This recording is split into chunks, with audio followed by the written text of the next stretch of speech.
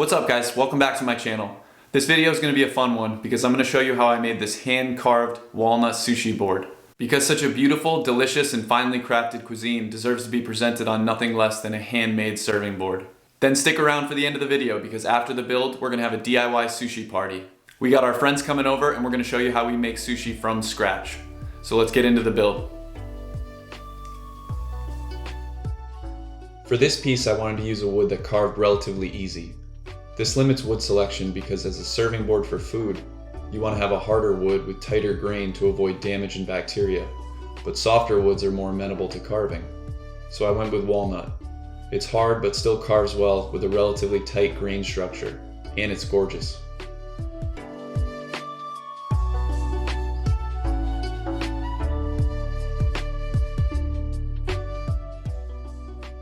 Pieces like this are fun because the dimensions aren't super critical. I just needed it to be stable, eye-catching, and food safe. I started by cutting 2 dados in the bottom of the piece for the feet.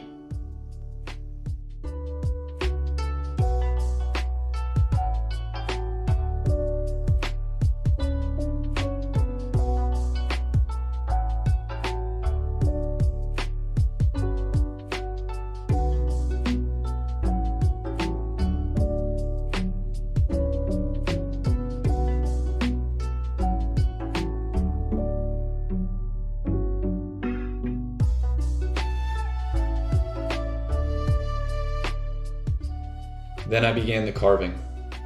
I wanted to create a texture across the entire top of the serving board that was aesthetically congruent with the purpose of the piece. So I thought, sushi, fish scales. So that was the goal here. I marked guidelines on the piece at 1-inch increments to keep the carved texture a consistent size. And using my number 7 carving gouge, started creating the texture.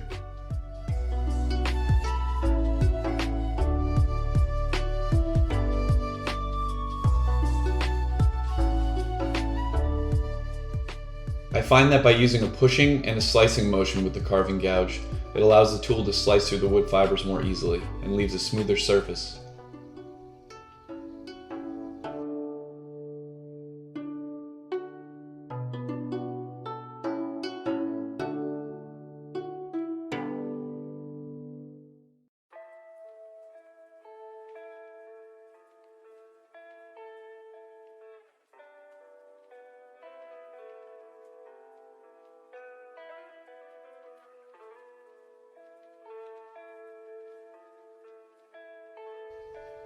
Carving texture like this dulls the cutting edge of the gouge pretty quickly, so every couple of minutes I just use my honing block with the diamond abrasive stick to polish the edge.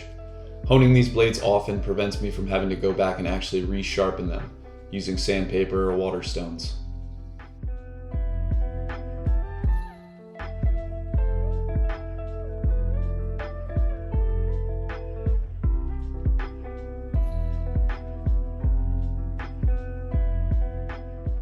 I also went along all outer edges with a gouge to eliminate any hard edges that could be damaged, using the same scooping motion.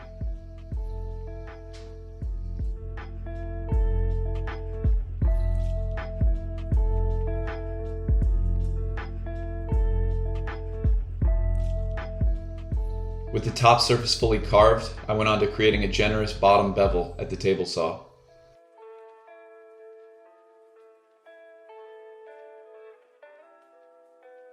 Design features like this help to retain the thickness of the wood while providing more slim and sleek outer edge profile.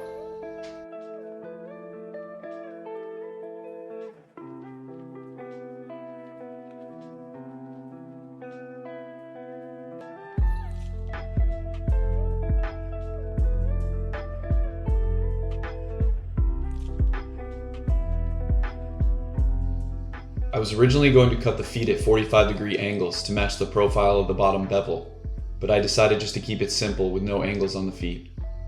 Sometimes more design features don't contribute to the overall look and feel of the piece, but rather take away from it. In this case, I wanted the carved top to be the focus.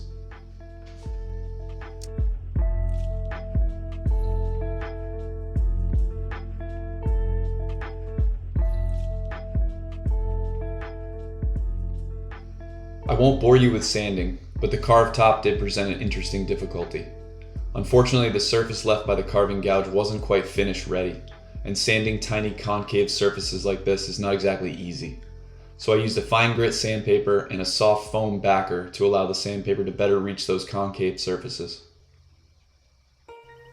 With the top sanded, I then put a small chamfer on the bottom and sides of the feet and glued them into the dado slots.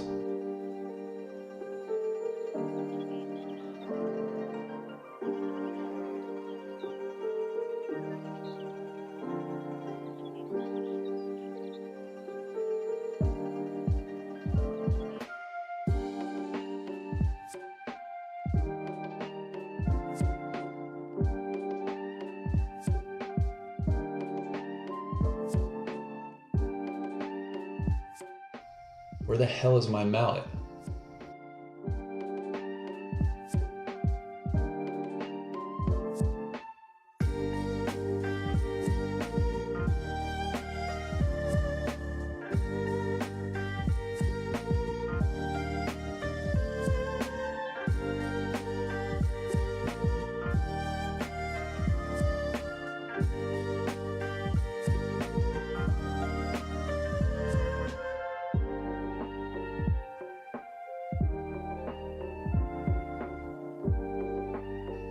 For a finish, I went with a tung oil, which is a penetrating and hardening oil derived from tree nuts. This will prevent moisture from seeping into the wood fibers while maintaining a natural wood feel and finish.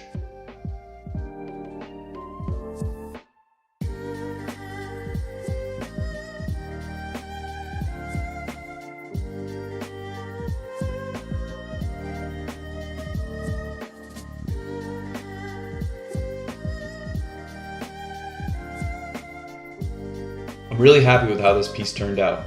The rich walnut really comes to life with the tung oil, and the fish scale texture is subtle enough to keep the surface flat, but prominent enough to add visual appeal and dimension. Alright, let's go make some sushi. To get ready for the sushi party, we first need to get our supplies together and our ingredients prepped.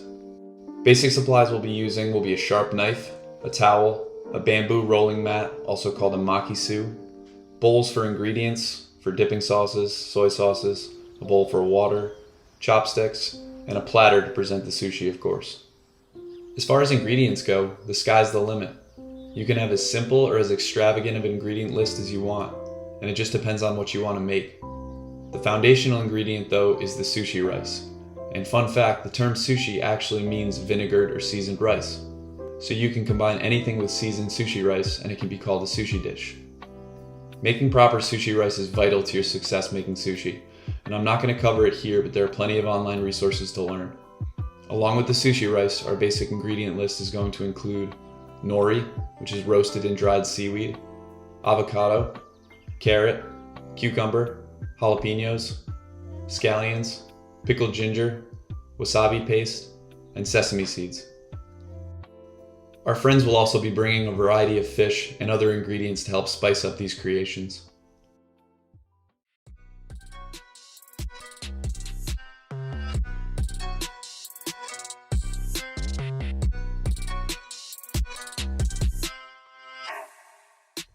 One of the core themes that originally sparked my interest in starting this channel and making videos about my craft was the idea of creating something unique and then tying that creation into other aspects of life, such as gatherings with friends and family, pets, cooking, travel, other hobbies, supporting other artists. I get to enjoy and document the process of building something and then continue to get fulfillment out of how that piece is used and enjoyed by others.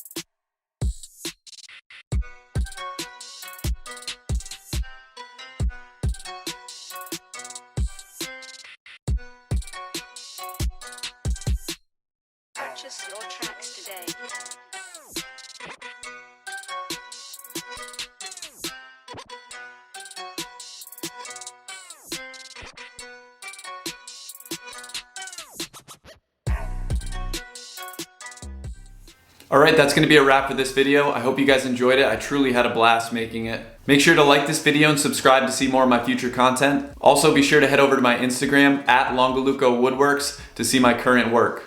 Thanks for watching, and we'll see you in the next one.